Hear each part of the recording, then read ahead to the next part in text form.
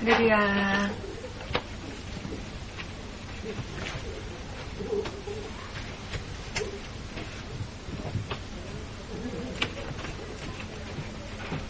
이사야서 14장.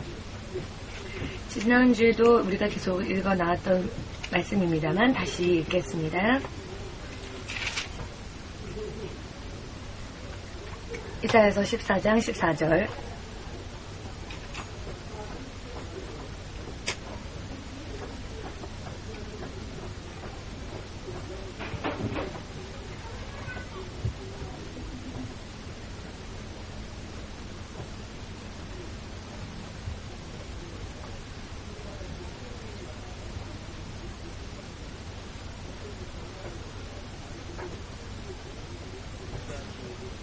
이사야서 14장 11절 읽겠습니다. 11절. 이사야서 14장 11절만 읽겠습니다.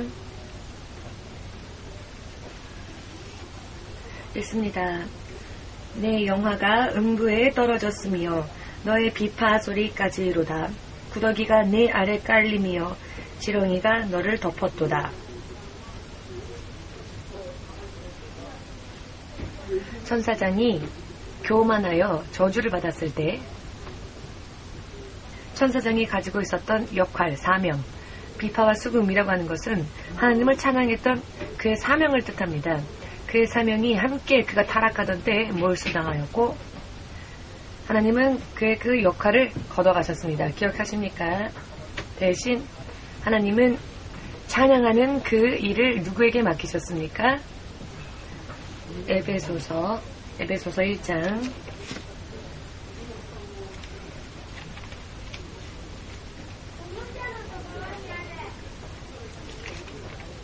에베소서 1장 4절에서 14절까지입니다만은 길기 때문에 6절까지만 읽겠습니다. 에베소서 1장 4절에서 6절까지 읽겠습니다. 여러분들은 나중에 14절까지 읽으시길 바랍니다. 지금 이 시간은 시간 관계상 4절에서 6절까지만 읽겠습니다. 지난주에도 우리가 읽은 부분입니다. 에베소서 1장 4절에서 6절까지. 에베소서는 구약 성경에 있을까요? 아닙니까? 신약 성경에 있습니까? 네.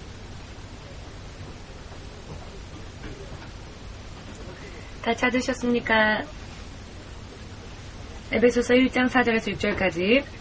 곧 창세전에 그리스도 안에서 우리를 택하사 우리로 사랑 안에서 그 앞에 거룩하고 흠이 없게 하시려고 그 기쁘신 뜻대로 우리를 예정하사 예수 그리스도로 말미암아 자기의 아들들이 되게 하셨으니 이는 그의 사랑하시는 자 안에서 우리에게 거저 주시는 바 그의 은혜의 영광을 찬미하게 하려는 것이라.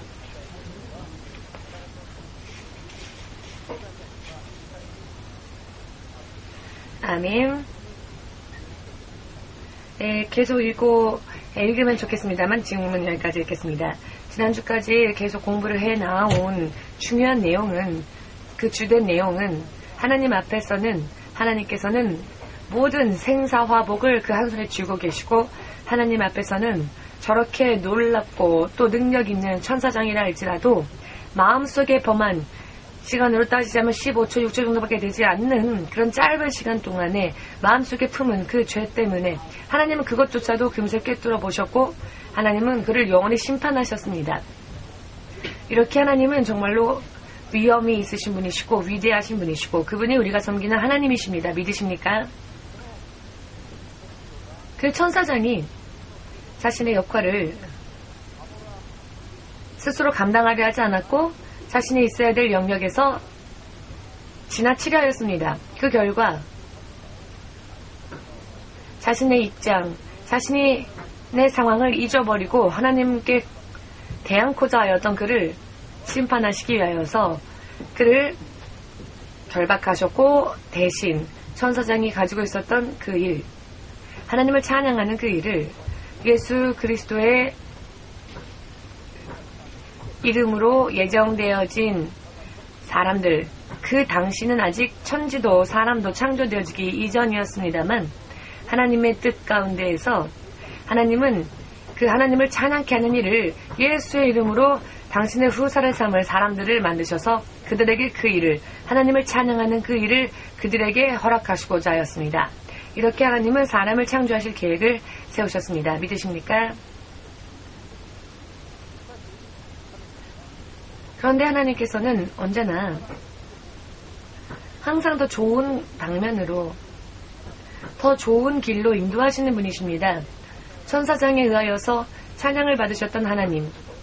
그러나 그 천사장이 자신의 일을 게을리하고 교만하여 그 일을 그만둔다 할지라도 하나님은 천사보다 더 좋은 존재인, 더 나은 존재인 하나님의 자녀를 만드실 계획을 세우시고 이제는 수종드는 자에게서 찬양을 듣는 것이 아니라 하나님의 자녀를 통해서 찬양을 받을 계획을, 놀라우신 계획을 세우신 것입니다. 그리고 이를 위하여서 창조되어진 것이 우리 사람이고 여러분들이 예수님을 믿고 하나님의 자녀가 되었다면은 지금 우리가 읽은 창세 이전, 이 세상이 만들어지기 이전부터 세워졌던 하나님의 예정, 계획 속에 이미 여러분들은 들어와 있었다라는 점을 믿으실 필요가 있습니다.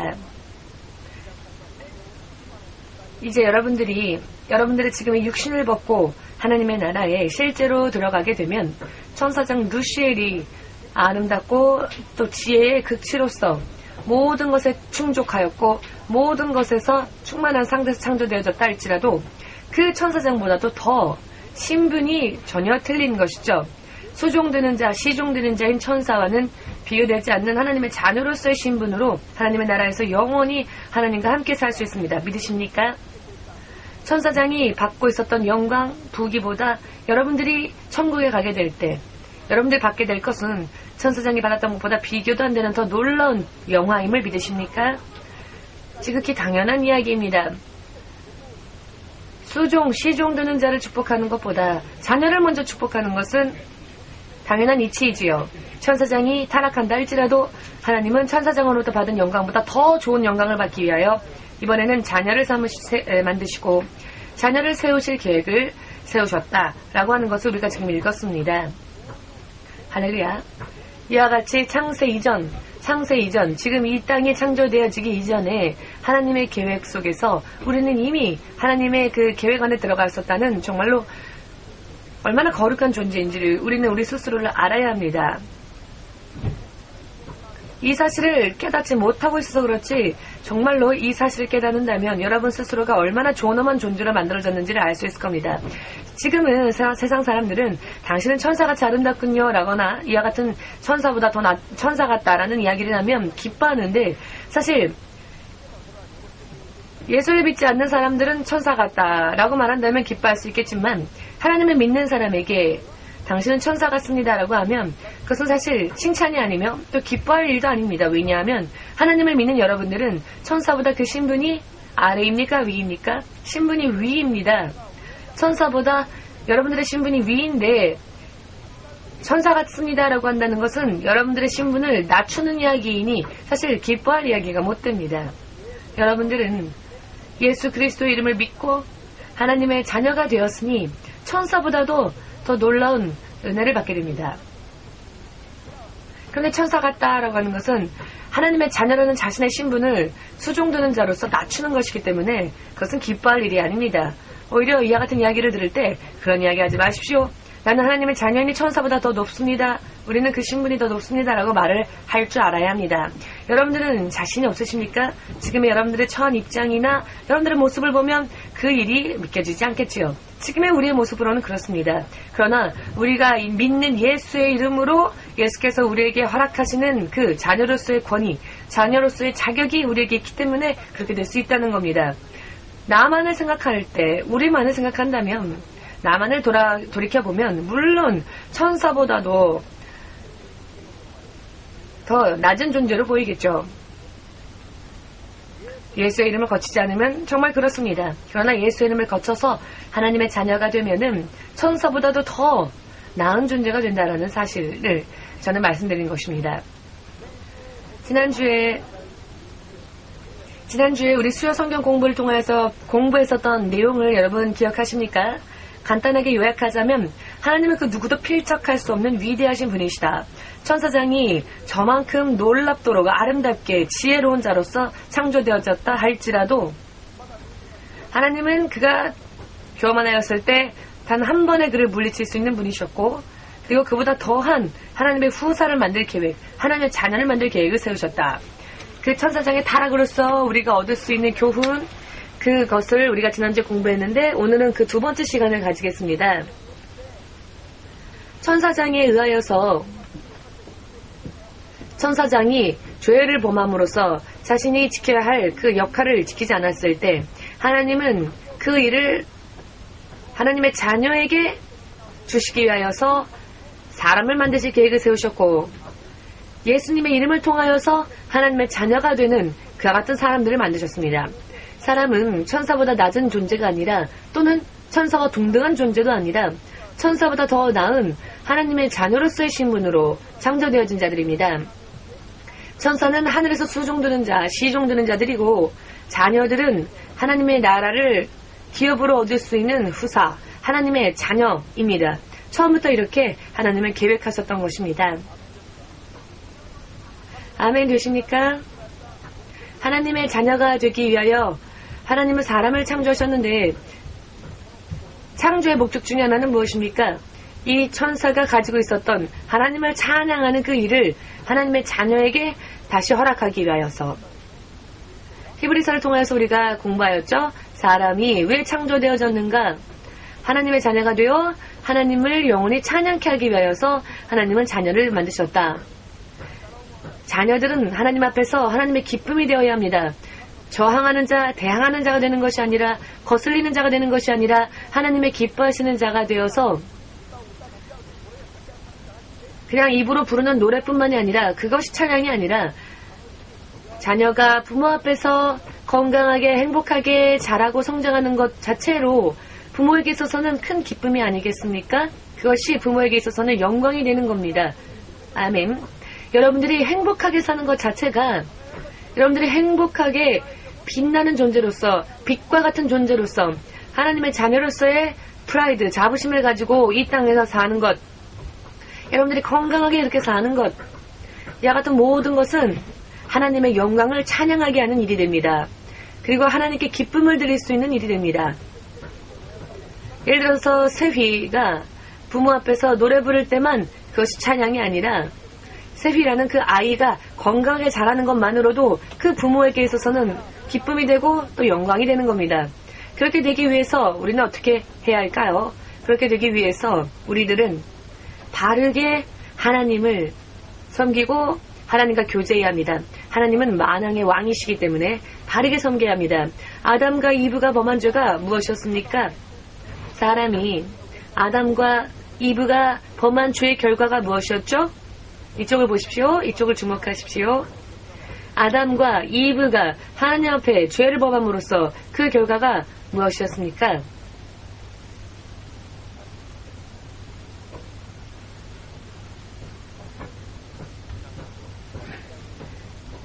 여러분 생각을 해보십시오. 아담과 이브가 범한 그 죄의 결과는 예수님을 십자가에 못 박게 하는 일이 되어버렸습니다. 아담과 이브가 하나님 앞에서 범한 죄는 사람을 영원히 마귀가 심판당하는 장소인 지옥, 그 지옥으로 갈 그 모든 죄를, 그런 죄를 범한 일이 되었고, 그 죄를 없던 걸로 하기 위해서는 예수께서 십자가에 못 박히시지 않으면 안 될 정도로 아담과 이브가 죄를 범했다는 그 자체는 정말 심각한 일이었습니다. 그런데 아담과 이브가 도대체 어떠한 죄를 범하였기에 예수를 믿지 않으면 영원히 지옥에서 형벌을 받게 되고, 또 예수님은 그런 자들을 멸망해서 생명으로 인도하기 위해서 스스로 하나님이신 당신이 십자가에 못 박히심으로써 죽지 않으면 안 될 이와 같은 결과를 초래했는데, 도대체 그렇게 이와 같은 결과를 초래한 아담과 이브의 죄는 어떠한 죄였습니까? 어떠한 죄였길래 이렇게 굉장한 결과를 초래하고 말았습니까?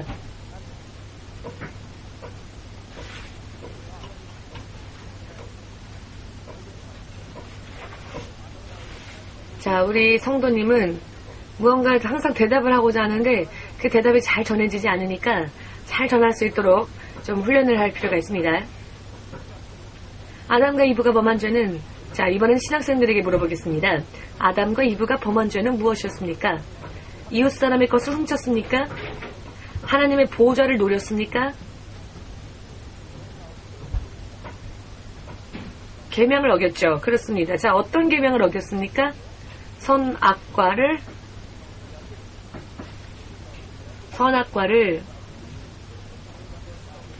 즉 선과 악을 구별케 하는 나무의 실과 선악과를 따 먹지 말라. 따 먹으면 정령 죽으리라. 동산의 그 어떤 나무의 실과도 따 먹을 수 있지만, 예를 들어서 이것이 에덴 동산이라고 합시다.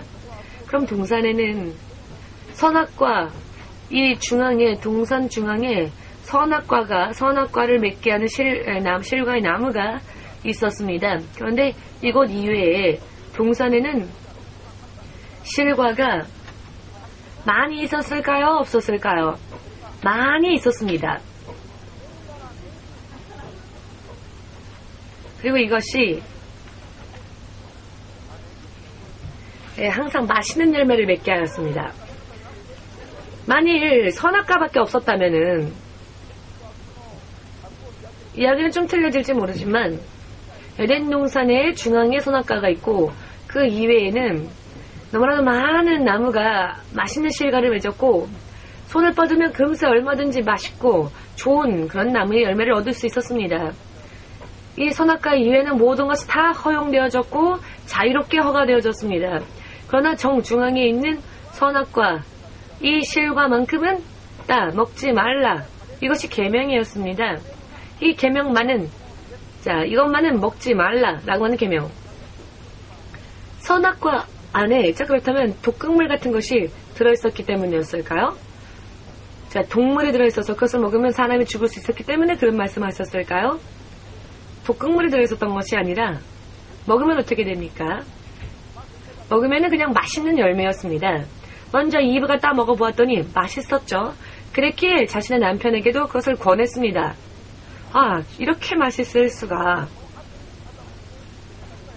따 먹고 난 후에 아담에게도 그것을 권하였을 정도이니 아마도 맛있었을 것입니다. 실과 안에는 독극물이 들어있지 않았습니다. 그렇다면 왜 이것을 먹으면 죽으리라 라고 하셨을까요? 먹지 말라라고 하는 계명을 어김으로 그 영혼이 죽게 된다는 것이죠. 그 나무 안에 실제로 독극물이 들어있어서 그것을 따먹으면 사람이 죽는 것이 아니라 그것 자체는 맛이 있는 실과이지만 맛있으니까 먹지 말라. 예를 들어서 맛이 없으면 먹지 말라는 얘기도 안 하죠. 맛이 없으니까 당연히 안 먹죠. 먹지 말라라고 하신 하나의 말씀을 지키게 하기 위해서, 그런 하나님의 말씀을 하나 지킴으로써 하나님과의 관계를 맺게 하기 위하여서 말씀을 주신 것이죠. 그런데 그것을 어겼습니다. 여러분 생각해 보십시오. 주위에 다른 것들은 얼마든지 따먹어도 좋은데 단 하나의 나무의 실과만큼은 따먹지 말라 하셨을 때, 근데 그거를 살짝 다 먹어보았죠. 이것이 여러분들이 생각해 볼 때 이렇게 예수님을 십자가에 못 박지 않으면 안 될 정도로 중대한 죄가 되리라고는 어느 누구도 생각할 수 없었을 겁니다. 그런 무겁고도 무서운 죄라고는 그 어느 누구도 상상하지 못했을 것입니다.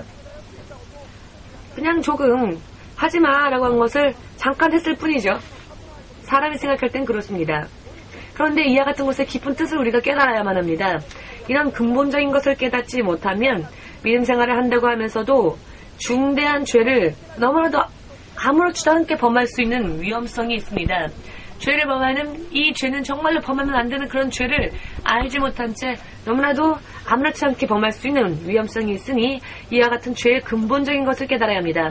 사람은 육체의 감각으로서 생각하고 육체의 감각으로 판단하여서 육체의 감각으로 생각할 때 굉장히 무거운 죄다라고 하는 것만을 회개합니다만, 보통 때 이렇게 아무렇지도 않게 누구라도 간단하게 범할 수 있는 죄, 이와 같은 죄에 대하여서는 그런 죄에 대한 의식은 별로 가지지 않고 있죠. 그러니 회개하려고 하지도 않는 것이고, 죄를 범했음에도 불구하고 또 그 뒤를 이어서 연이어서 또 이렇게 가볍게 죄를 너무나 간단하게 범합니다. 그러나 하나님이 보실 때에는 사람을 죽인 죄와 사람을 미워한 죄는 그 크기가 똑같다고 하십니다. 사람을 실제로 죽인 자는 실제로 사람을 죽인 자는 자기 스스로가 대단한 죄를 범했다라는 것을 스스로 깨닫습니다. 자신이 정말 큰 죄를 범했다라는 것을 자각할 수 있습니다. 그러나 사람을 미워한 자는 내가 그렇게 중대한 죄를 범했다고는 생각을 못합니다. 그런데 이것이 문제인 것입니다. 하나님께서 보실 때에는 실제로 누군가를 죽인 자와 그 사람을 죽인 자의 죄와 누군가를 미워한 그 사람의 죄의 크기는 하나님 보실 때 똑같다는 것입니다. 하나님이 보실 때 죄의 크기는 이렇게 똑같은데 사람들은 이 죄는 간단하다, 이 죄는 경계해야 되겠다, 이렇게 육적인 생각으로 판단합니다. 그러나 중요한 것은 사람을 아무렇지도 않게 죽이는 자는 별로 없죠. 그러나 아무렇지도 않게 간단하게 사람을 미워하는 자들은 많습니다.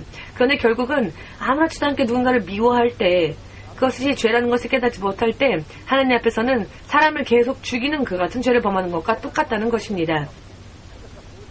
예배 전에 모자를 쓰고 오신 분이 있어서 예배를 드릴 때 모자를 벗으십시오라고 제가 말했습니다. 하나님 앞에 그것은 대단한 신뢰이기 때문입니다.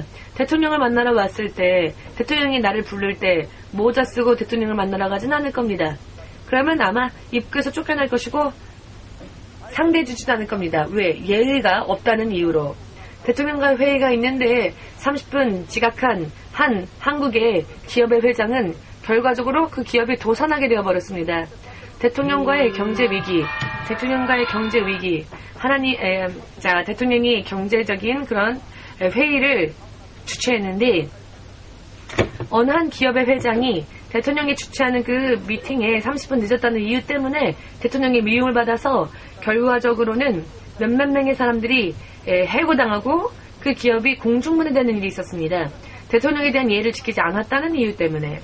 여러분들은 이와 같은 의식을 우리는 하나님 앞에서 가져야 합니다. 그렇게 하지 않으면은 자기 나름대로는 열심히 믿음 생활 한다고 하면서도 알지 못하는 사이에 하나님 앞에 무례를 행하고 신뢰를 범하고 죄를 범할 수 있는 그런 위험성이 굉장히 많습니다. 그렇게 되면 예배에 올 이유가 없습니다. 하나님에 대한 예의를 지키지도 않으면서. 무례라고 하는 것은 하나님을 사랑하지 않는 일입니다. 고린도전서 13장 4절 이하 말씀에 사랑은 무례히 행치 아니하며 라는 말씀이 있습니다. 예의가 없는 것은 그 상대방을 사랑치 않는다는 것입니다. 사랑은 예의를 지킵니다. 사랑은 무례를 범하지 않습니다. 하나님을 무시하면서 어떻게 하나님과의 교제를 나누려고 하는 것일까요? 실내에 들어오면은 모자를 벗는 것은 예의죠. 누구라도 그렇습니다. 누구라도 깨달을 필요가 있습니다. 유행, 풍조, 이 같은 것은 사실 마귀가 만들어내는 것입니다. 하나님의 바른 의는 사상이나 그 생각이나 예의에 대한 것이 바뀌어서는 안 됩니다. 세상은 유행에 따라, 풍조에 따라, 사상에 따라 자꾸 변하지만 하나님의 사람은 하나님의 말씀에 대하여서 변치 않습니다. 이와 같은 것을 알지 못한 채 믿음 생활을 하고 있으니까 하나님의 약속은 이렇게도 너무나도 많고 훌륭한 약속들이 있는데 그 약속에까지 이르지 못하고 축복받는 자가 적는 것입니다. 하나님께서는 축복을 주시기 위하여서 영원한 천사장에게 허락했었던 영광보다도 더 놀라운 영광을 사람에게 허락하시기 위하여서 하나님은 사람을 창조하셨습니다. 믿으십니까? 이것을 나의 것으로 하기 위해서는 바르게 하나님의 말씀을 지키면 됩니다. 그러면 하나님은 모든 것을 우리에게 허락하신다 하셨습니다. 여러분들이 생각하실 때 가장 중요한 것은 무엇입니까? 하나님 앞에 인정받는 일입니까? 하나님의 기뻐하심을 입는 일입니까? 혹은 하나님의 미움을 받는 일입니까? 하나님 앞에 신뢰받지 못하는 자가 되는 것이 우리의 믿음의 목적입니까? 그렇지는 않죠. 그렇지 않습니다. 그렇다면 하나님의 뜻을 알아야 할 것입니다. 하나님의 뜻. 하나님은 아주 자세한 부분까지, 눈에 보이지 않는 마음의 문제까지 하나님은 다루고 계십니다. 이것을 보시고 하나님은 판단하십니다. 정말로 너가 나를 경외한다면 마음가짐이 중요하다는 것입니다. 하나님 앞에 나올 때 그 마음가짐, 어떠한 마음으로 하나님 앞에 나오느냐, 정말로 눈앞에 대통령을 만나는 것과 같이, 혹은 자신에게 유익을 주는 어떤 기업의 회장이나 사장을 만날 때 여러분들의 마음가짐은 어떻습니까? 여러분들의 복장은 어떠십니까? 이와 같은 것은 생각하지도 않은 채 하나님을 공경한다고 공경하니 하나님이 보실 때에는 무례한 것입니다. 하나님을 무시하고 있는 것입니다. 하나님에 대한 예의를 지키지 않는 것으로 보이는 것입니다. 지난주에도 말씀드렸죠. 마귀가 하나님 앞에 범한 죄는 아직 행동에 옮기지도 않았고 쿠데타를 실제로 일으키지도 않았으며 마음속으로 생각했던 것뿐이었습니다. 마음의 단계에서의 죄였습니다. 마음이 교만했었을 뿐이었습니다. 하루 이틀, 1년, 3년 이렇게 무언가를 꾸민 것은 아니죠. 15, 16초 정도의 짧은 시간 동안 하나님의 보좌를 마음속으로 노렸죠. 이것을 하나님을 꿰뚫어 보셨고 영원히 하나님은 그를 결박하였습니다. 자, 그렇다면 그와 같은 죄를 범해도 좋다라고 이야기할 수 있겠습니까? 그 정도 죄야 괜찮습니다라고 가르친다면 여러분들도 마귀와 똑같은 운명이 된다면 어떻게 되겠습니까? 이와 같은 것은 경계해야 한다라고 가르쳐야 합니다. 듣고 싶지 않아도 들어야 합니다. 이와 같은 것을 듣고 싶지 않다고 생각한다면 스스로의 운명을 스스로 버린 자가 됩니다. 자신의 생명도 인생도 버린 자가 아니고서야 이와 같은 이야기를 들을 때 오히려 기뻐해야죠. 제가 연구한 학문의 결과를 여러분들에게 전하는 것이라면 여러분들은 그것을 들을 필요가 없습니다. 그것은 오히려 들어서는 안 됩니다. 그렇지만 제가 전하는 지금의 이 말씀이 하나님의 말씀이기에 믿고 기쁨과 감사 가운데 듣기 어려운 말씀이라 할지라도 그 말씀을 지키기 위해 노력해야 할 것입니다. 하나님의 말씀은 어렵습니다. 여러분들이 육의 생각과 육의 지혜와 육의 능력으로 하나님의 말씀을 듣고 이해할 수 있는 그 같은 말씀이 아닙니다. 왜냐? 하나님의 말씀은 영의 말씀이기 때문입니다. 하기에 기도하지 않고서는 들어도 못 깨닫습니다. 충분히 기도하고 또 성령께서 여러분들 안에 진리로서 들은 여러분들의 그 하나님의 말씀을 깨닫게 하실 때 성령께서 여러분들 안에서 역사하시지 않고서는 이 말씀을 들어도 이해할 수 없습니다. 믿음 생활은 정말로 기도 없이는 이루어지지 않습니다. 성령의 도우심이 없이는 이루어지지 않습니다. 성령의 도우심이 없는데 어떻게 하나님과 영으로서 교제할 수 있겠습니까? 우리는 육을 가지고 있고 영과 육의 생각은 상반되어 있는데 영이신 하나님을 보실 때 육을 가진 우리들은 정반대 일을 하고 있습니다. 그러니 어떻게 육을 가진 우리가 우리의 능력만으로 힘만으로 하나님과 교제할 수 있겠습니까?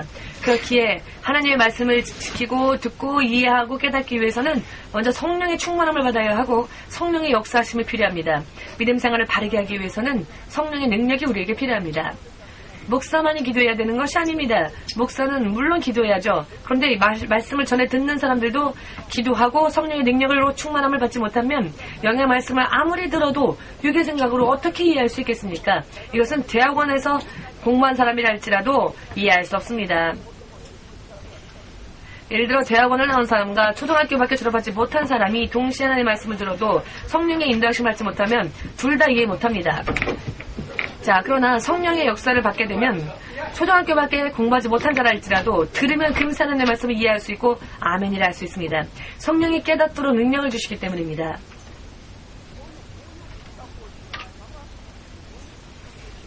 이와 같은 감각을 알지 못한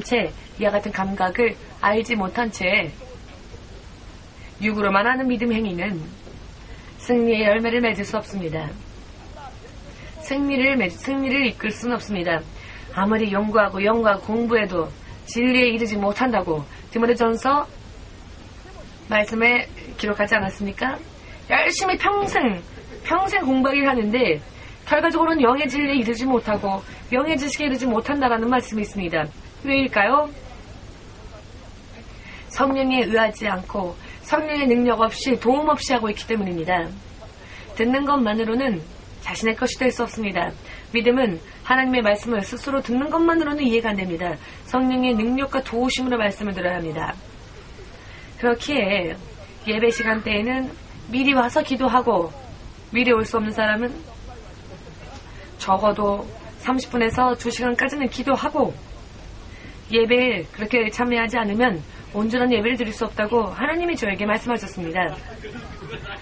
사명을 가진 자, 무언가 하나님의 일을 맡은 자, 성가대라거나 집사라거나 무언가 봉사라거나 하나님으로부터 무언가의 직분으로 임명받은 자는 예배 전에 2시간 기도하지 않으면은 그 예배를 온전히 이룰 수 없다고 하나님이 말씀하셨습니다.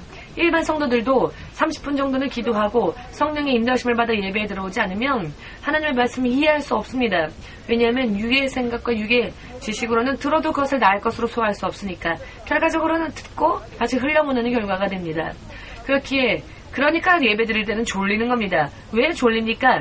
육의 생각으로는 이해가 안 되고 육의 생각으로는 들려오지 않는 영의 말씀만이 들려오니까 당연히 시간이 지나면은 재미가 없고 졸리는 겁니다.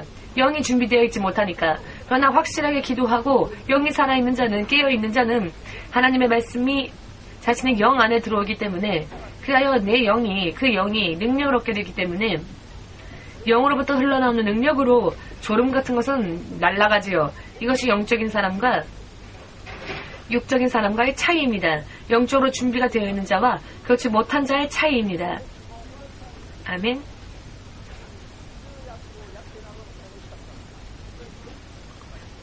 목사님도 통역하면서 존 적이 있습니다. 예전에. 아주 예전이지만 아주 예전입니다만은 호랑이가 담배 피던 시절이라는 한국의 말이 있는데 그렇게 옛날에 저도 통역하면서 존 적이 있습니다. 왜 그렇게 되었을까요? 그때 저의 영적인 상태가 그때 들려오는 통역을 제가 통역을 해야만 할 하나님의 그 말씀의 크기에 제가 이르지 못했기 때문이었습니다. 알기 쉽게 말한다면 그 말씀을 통역하기까지의 능력이 없었다는 것입니다. 말을 통역해서 하나님의 말씀을 듣고 통역할 수 있는 영적인 힘이 없으면 도중에 졸려집니다. 제가 전도사였을 때 그런 적이 있었습니다. 지금 통역하는 전도사들도 가끔씩 통역하면서 존 적이 있죠? 사이렌 소리 같은 그런 소리를 내죠? 그것은 졸고 있다는 증거입니다. 그때에는 준비가 되어 있지 못했다라는 증거이니 모두가 다 알아야 합니다. 이와 같은 것을 하지 않은 채 해야 할 일은 하지 않고 알아야 할 일도 알지 못하고 그냥 육적 거칠에만 하고 있으면 그것은 허무한 노력일 뿐입니다. 마침내는 진리에 이르지 못하고 지식에 이르지 못한다고 하셨습니다. 그것은 결국 해봤자 허무한 것입니다. 공부는 하지만 다 헛되어져 버리는 것이 되는 것입니다. 한마디라도 진실로 내 영에 이와 같은 하나님의 말씀이 영적인 지식이 여러분들의 머리에가만이 아니라 여러분들 영에 들어갈 수 있도록 하기 위해서는 여러분들 스스로가 영적인 준비를 해 놓아야 합니다. 아멘. 성령이 역사하지 않으면은 죽을 때까지 믿음 생활해도 결과가 없습니다. 여러분 생각해 보시면 알 겁니다. 일반적으로 볼 때 크리스찬들이 되면은 뭔가 움츠러들고 주눅 든 것처럼 되고 능력 없는 사람처럼 되고 그런 이미지가 세상에는 있죠. 크리스찬들은 그런 이미지로. 그러나 그렇지 않습니다. 그것은 잘못된 일입니다. 크리스찬이 되면 더 당당해져야 합니다. 더 담대해져야 하고 믿지 않는 자들에게는 없는 능력과 권위가 주어졌으니 더 빛이 나야 하고 더 자부심을 가지고 살아야 하며 더 자신만만하게 실패보지 않고 승리를 바라보면서 사는 것이 크리스찬이어야 합니다. 그럼에도 불구하고 세상의 크리스찬들은 크리스찬이 되면 모두 바보처럼 되고 능력 없는 자처럼 되고 약한 자처럼 되고 그렇게 주눅든 것처럼 되어 있는 것이 크리스찬이다 라고 하는 이미지가 있죠. 그것은 잘못된 이미지입니다. 크리스찬이라는 존재는 예수 그리스도 대신 썩어가는 부패하는 이 세상의 빛과 소금의 역할을 감당하고 빛을 비추이고 흑암과 같은 이곳에서 더듬더듬 길을 찾지 못하고 헤매는 사람들의 영혼을 인도하고 구원해내야 할 권위를 가지고 다른 사람들의 인생에 놀라운 빛의 영향을 끼쳐야만 할 세상에는 놀라운 영향을 끼쳐야만 할 존재들이 바로 크리스찬들입니다. 정말로 아멘 할 수 있으십니까? 그런데 이와 같이 바르게 하나님의 뜻대로 살고 하나님의 뜻을 깨닫지 못하기 때문에 그냥 웃기만 하는 것이 목회자다라고 세상 사람들 생각하죠. 큰 목소리를 호통치거나 강하게 가르치거나 하면 사랑이 없는 목회자다라고 사람들은 생각하죠. 여러분, 목회자들은 쉽게 말한다면 양을 치는 목자들입니다. 양을 치기 위해서, 성도를 치기 위해서 지팡이를 들고 있는 사람들입니다. 지팡이가 가지고 있는 뜻은 두 가지입니다. 하나는 늑대로부터의 공격에서 양들을 지키기 위해서의 능력의 지팡이를 뜻하고, 지팡이의 또 다른 의미는, 그 지팡이가 가지고 있는 또 다른 의미는 이제는 신도들, 성도들, 잠들고 있는 양들을 깨우는 일, 일어나라. 잠자는 성도들을 깨우고 그들을 치는 일. 왜냐? 졸고 있으면 늑대의 공격을 받을 수 있기 때문에. 아멘 되십니까? 목회자는 여러분들 또한 지금 신학교에 입학한 자들이 이 자리에 많이 있고 또 그들은 다 최종으로 부름받은 자들이니 먼저 강건해져야 합니다. 강해져야 합니다. 다른 사람들의 인생과 운명을 하나님의 말씀으로 인도하여 천국에까지 무사히 데려갈 수 있는 그런 강한 목회자가 되어야 하며 강한 목자가 되어야 합니다. 그렇게 되지 않으면 안 됩니다. 그냥 생글생글 웃는 얼굴만 보이면서 지옥에 떠내려간 사람들 보면서도 그냥 생글생글 웃고 그것이 자상한 목회자가 아니라 그것은 위선자이고 거짓 목회자입니다. 듣고 싶지 않다고 해도 하나님 말씀을 바르게 알려주고 채찍을 하고 이렇게 할 수 있는 그런 교육이 필요합니다. 목회자들이 그렇게 성도를 키워야 합니다. 그것이 바로 목회자들의 하나님으로서 받은 임무입니다. 육의 생각만 가지고 있는 사람들은 이런 하나님의 어려운 말은 듣고 싶어 하지 않죠. 그러나 영으로서 거듭 태어난 성령으로 충만함을 받은 자들은 이와 같은 말씀을 들으면 바로 잡습니다. 나의 것으로. 왜? 자신의 영이 생명을 얻고 능력을 얻고 있음을 알고 있기 때문에. 지금의 세상은 너무나도 타락을 해버리고 말았습니다.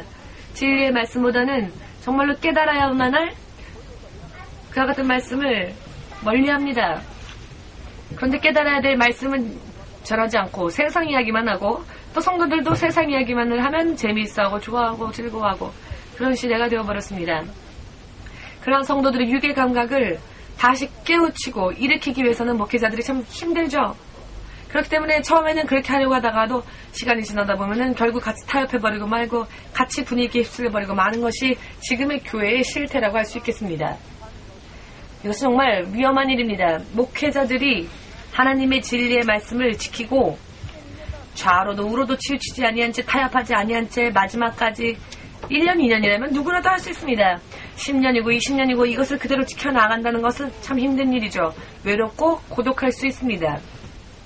그렇기 때문에 정말로 마음을 강건하게 다지지 아니하면 스스로도 피곤해져 버리고 지쳐버릴 수 있습니다. 믿음이 없는 성도들을 통해 역사하는 것은 그 성도가 일하는 게 아니라 마귀가 일을 하고 있기 때문입니다. 마귀는 믿음이 없는 성도들을 통하여서 역사합니다. 이것을 하나하나 대응하는 것은 사실 굉장히 피곤하고 지친 일입니다. 그러나 그렇다고 해서 영적인 일을 하지 않는다면 어떻게 될까요? 성도들도 모두 잘못되어질 것이고 그 목회자 스스로도 잘못되어지게 될 것입니다. 이해가 될 수 없는 그런 말씀이 있다면 이해가 될 때까지 기도하시고 성령의 능력을 구하십시오. 왜냐? 해야 할 일을 바르게 하지 않으면 안 되기 때문에 그렇게 해서라도 해야 합니다. 지난주 제가 거듭 말씀드린 일이지만 천사장이 하나님 앞에 범한 죄, 그 죄를 생각해 볼 필요가 있습니다. 15, 16초 정도의 정말 얼마 되지 않는 짧은 시간, 영혼과 같은 영혼, 길고 긴 그 영혼 속에서 하나님과 오랫동안 있으며 하나님을 모시고 있었을 때 아무런 일이 없었지만 마침내 어느 한순간이 되었을 때 마음속에 15, 16초 정도 범한 그 죄가 그 천사장의 운명을 영원히 불 속에서 심판당하는 그런 존재로서 타락시켜버렸습니다. 마음속에서의 죄도 정말 경계해야 하는 죄입니다. 아직 행동에 옮기지 않았다 할지라도 아담과 이브가 범한 죄, 예수 그리스도 하나님을 십자가에 못 박지 않으면 안 될 정도의 중대한 죄였다. 그렇게 되지 않으면 영원히 불 속에서 심판당할 수밖에 없는 죄였다. 사실 육적인 감각으로 생각해 보는데 하나님의 말씀을 하나 지키지 않았을 뿐이었죠. 그러나 이렇게 간단하게 죄를 범하여도 그 죄의 크기는 하나님이 보실 때 크다는 겁니다. 신음하다라는 말이 있죠. 몸부림치다라는. 정말 몸부림치면서 이 믿음 생활을 살지 않으면은 지키기가 어려운 것이 믿음입니다. 이 육에서 우리가 믿음 생활을 산다고 하는 것은. 그렇게 하지 않으면 이 세상에서 믿음 지키기라는 참 힘듭니다.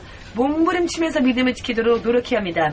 영적으로 바르게 서기 위하여서 몸부림치면서 노력해야 합니다. 이것은 실제로 정말로 그런 있는 이야기를 여러분들에게 전할 뿐입니다. 여러분들이 금식하거나 기도할 때 경험을 하셨을 수도 있겠지만은 금식하면서 회개하고 하면 여러분들 예를 들어서 꿈속에서 이빨을 닦는 꿈을 꾸었다든지 얼굴을 씻는 꿈을 꾸었다든지 샤워를 하는 꿈을 꾸었다든지 화장실에 가는 꿈을 꾸었다든지 목욕을 하는 꿈을 꾸었습니다. 하지만 화장실에 가려고 했지만 화장실에 갔어도 해결을 보지 못했습니다. 라는 그런 꿈을 꾸는 경우가 종종 있는데 이것은 죄의 회개를 뜻합니다. 영적으로 이것을 해석한다면 이것은 나는 죄라고 생각하지 않았음에도 불구하고 때때마다 나도 모르게 하나님 앞에 나는 죄라고 의식하지 못했지만 하나님 보실 때 죄를 범한 것들이 있다는 것입니다. 금식하고 또 회개하면서 또 이와 같은 기도를 하면 하나님은 그것을 깨닫게 해주십니다. 자기는 언제 무슨 죄를 범했는지 스스로는 의식하지 못하고 어디가 잘못된 건지 깨닫지를 못하지만 영으로 볼 때에는 이미 어느새 더러워져 있는 내 자신이 있는 것이고 회개하지 않으면 안 되는 죄가 쌓여있다는 것을 뜻하기도 합니다. 영적으로 꿈을 해석하건대 화장실에 가는 꿈을 꾼다라고 하는 것은 내 안에 있는 나쁜 것을 배설한다. 즉 죄를 회개해야 한다. 라고 하는 것을 뜻합니다. 나도 모르는 사이에 그 같은 더러운 것들이 내 안에 쌓일 수 있습니다. 왜냐하면 사람은 하나님이 명령하시는 율법의 계명 그 모든 것을 전부 지킬 수 있는 사람은 단 한 명도 없기 때문입니다. 이것을 완성시키시는 분은 유일하게 예수님 이외에는 없으셨습니다. 사람이 살면서 자신도 모르는 사이에 여기까지는 지켰는데 또 이 부분은 죄를 범한 부분들이 있고 가장 많은 범위를 차지하는 것은 마음속으로 범하는 죄입니다. 실제로 행동으로 옮겨서 죄를 범하지 않았다 할지라도 마음속에서 범하는 죄들이 사람들이 있기 때문에 그것이 가장 우리에게 걸림돌이 될 것입니다. 이렇게 때때로 회개하고 때때로 금식하고 하면서 그 자신도 모르는 사이에 쌓이고만 죄들을 배설할 필요가 있습니다. 즉 회개할 필요가 있습니다. 그런 일들을 해야 할 때 여러분들이 영적으로 꿈을 꿀 때 계시를 통해 화장실에 가거나 이와 같은 배설물을 바깥으로 배출해야만 하는 그와 같은 꿈을 꿀 때가 있는 것입니다. 이것은 영적으로 볼 때 배설을 해야만 하는데 배설하지 못한 채 더러운 것들이 내 안에 꽉 차 있다는 것이고 이 상태가 계속 유지되어지면 그 영혼은 죽을 것입니다. 예를 들어서 6개월, 1년 동안 여러분들이 실제로 화장실에 가지 않는다면 어떻게 되겠습니까? 맛있는 것은 많이 먹는데 화장실을 1년도, 6개월도 화장실에 안 가게 된다면 어떻게 될까요?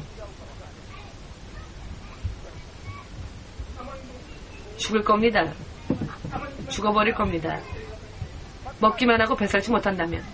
영적인 것도 마찬가지입니다.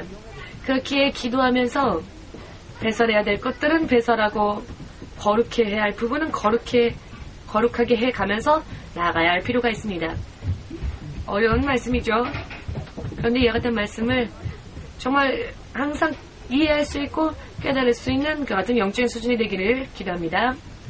이와 같은 이야기를 들을 때 그냥 평범한 회화와 같이 항상 들려올 수 있고 그것을 이해할 수 있는 상태가 되어야 하는데 그렇게 되기 위해서는 성령의 충만함을 받아야 한다. 오늘은 조금 본론에서 조금 치우치고 말았습니다만은 선악과를 따먹는 그 죄 하나, 자, 다 먹어도 되지만 하나만 먹으면 안 되는데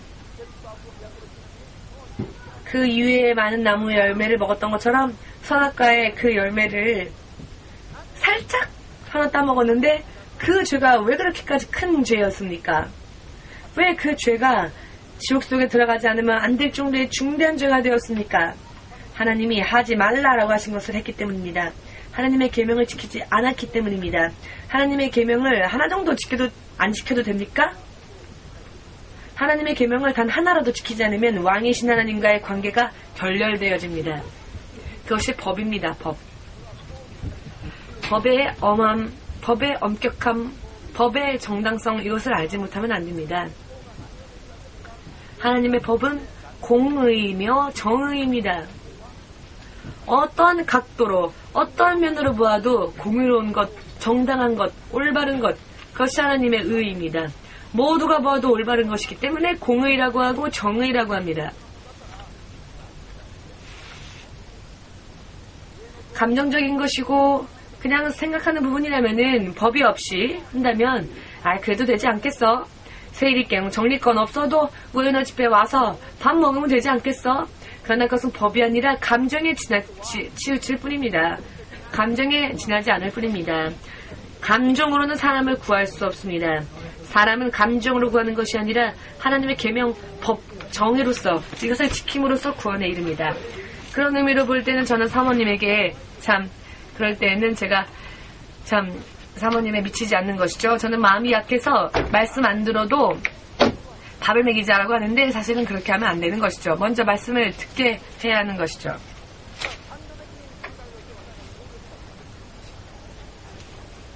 그렇기 때문에 감각적으로 생각하면은 안 먹었으니까 불쌍하니까 먹이자 라고 하는 생각을 하는데, 그렇게 감정적으로 하면은 사람들은 말씀을 듣지 않은 채 그저 음식만 먹으려고 오겠죠. 그렇게 되면 영적으로는 그 사람을 구하는 것이 아니라 그 사람을 버리는 일이 됩니다.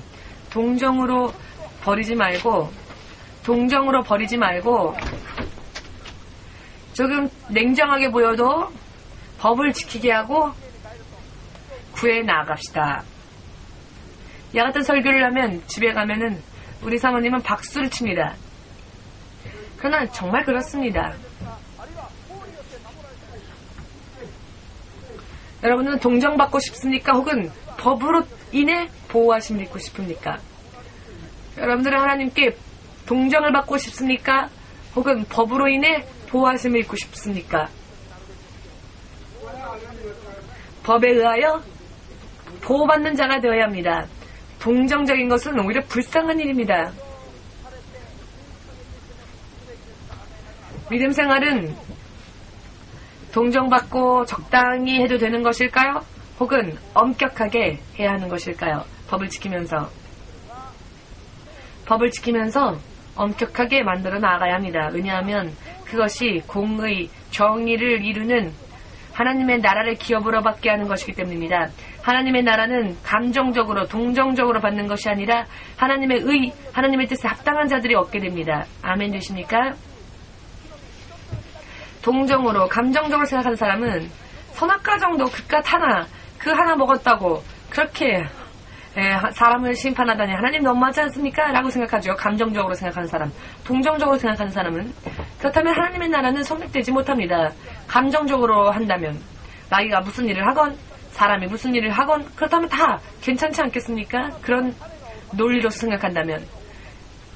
자, 동정적으로 감정적으로 생각한다면 죄를 범해도 천국에 데려가야 하지 않겠습니까? 그렇다면 누가 왕이 되고 누가 지배하게 되겠습니까? 모두가 왕이 되어버리겠죠? 그것은 질서에 어긋나는 일입니다. 부모가 자녀가 될 수 있습니까? 자녀가 성장하면 부모 대신 자녀가 부모가 될 수 있습니까? 자녀와 부모의 역할을 바꿀 수 있습니까?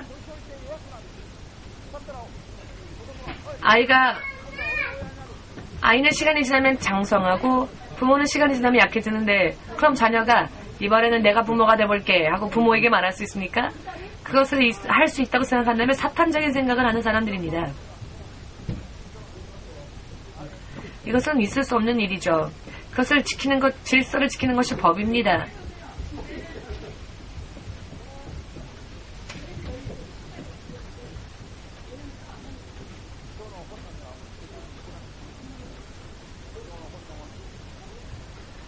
오늘의 본문 말씀하고는 조금 거리가 떨어지게 되었는데요. 성경에 나오는 여러 많은 말씀들, 천사장에게 주어졌던 직분, 하나님을 찬양하는 그 직분이 사람에게로 옮겨졌습니다. 이와 마찬가지로 성경에는 많이 이와 같은 이해가 나옵니다. 그렇기에 창세 이전, 세상을 창조하기 이전의 이야기이지만 그것이 그대로 지금 이 세상 가운데서 지금도 이 일은 그대로 적용되어집니다. 똑같이 우리가 사는 동안에 똑같이 창세 이전에 그 있었던 일들이 지금도 똑같이 이루어집니다. 그것이 성경에 나옵니다마는 시간이 조금 지났기 때문에 오늘은 이것으로 마치겠습니다. 오늘 공부해야 될 본문 말씀은 다음 주에 다시 공부하겠습니다. 다만 여러분들은 오늘은 가볍게 지을 수 있는 죄, 대수롭지 않게 지을 수 있는 죄, 이 정도야 라고 하는 죄가 자신의 인생에, 자신의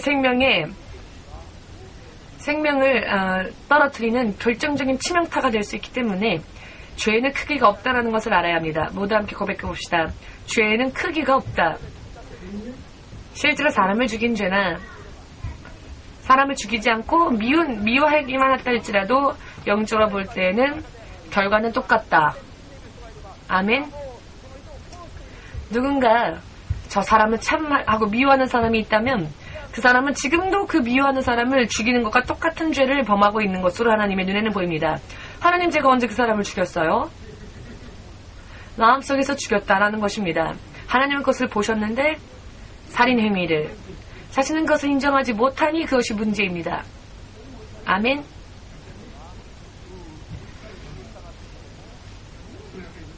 자, 마지막으로 죄는 작은 죄이건 큰 죄이건 죄는 경계해야 한다.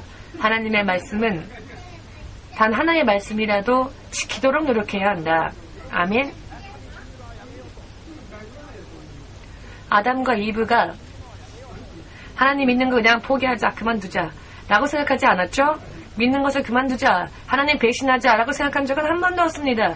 그들은 계속 하나님을 신뢰하고 있었고 믿고 있었습니다. 다만 하나님의 말씀을 어기고만 것이죠. 단 하나의 말씀, 전부 다 어긴 것이 아니라 단 하나의 말씀을 어겼지만 그것이 중대한 죄가 되었고, 부부뿐만 아니라 부부로부터 태어났던 모든 인류의 운명을 지옥으로 가게 만드는 중대한 죄가 되었음을 그들은 깨닫지 못하였기에 아무렇지도 않게 맛있다라고 생각하며 죄를 범한 것입니다.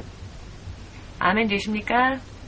이와 같은 죄를 여러분들이 깨달을 수 있는 영적인 지식을 여러분들 속에 만드시고, 모든 믿음 생활에 있어서 이와 같은 지식을 알지 못함으로, 무지함으로써 간단하게 가볍게 범한 죄가 나의 인생에 치명타를 일으킬 수 있다는 것을 깨닫고 경계하며 삽시다.